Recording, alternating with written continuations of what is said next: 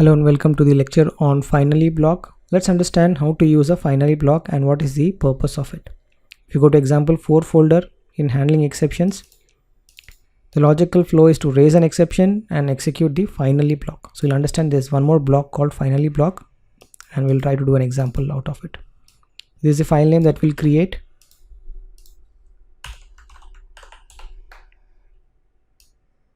Okay, so let's create that example. So there's an example that we have seen previously. I'm going to reuse this. Okay, we have set a custom handler to a method and then we throw an exception and then that exception is caught. Okay. Let's modify this program and understand how to write a finally block and what is the purpose of it. So what I'll do, I'll try to wrap this exception inside a try catch block.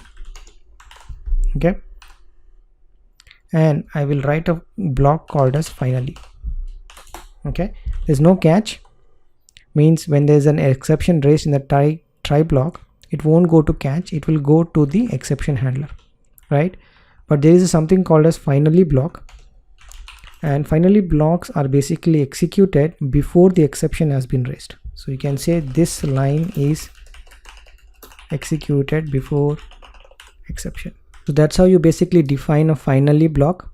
It's a finally keyword and then you open and close the curly braces, and whatever you do inside this will be executed for sure.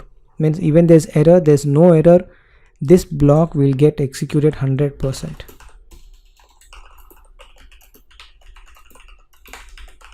Irrespective of error or there is no error, this is the safest block where you can close all your open connections. You can, you want to set some variables to default, all those things you can do in finally block, because these blocks always get executed with or without exception.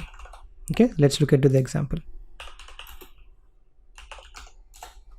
Okay, you see this, there was an error, but the first line is executed before exception. So this will get execute and then it looks forward for any exception. So if you remove this and you run this, you will always see these lines get executed even there's a fatal error or any error.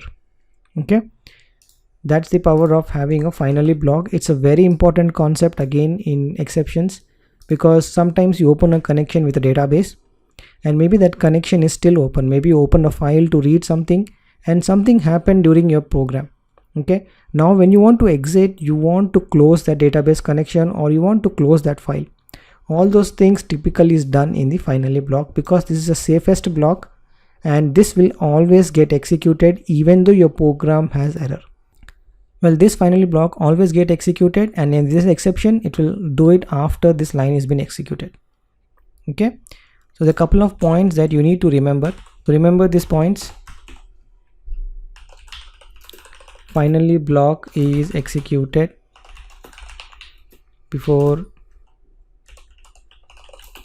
exception is raised,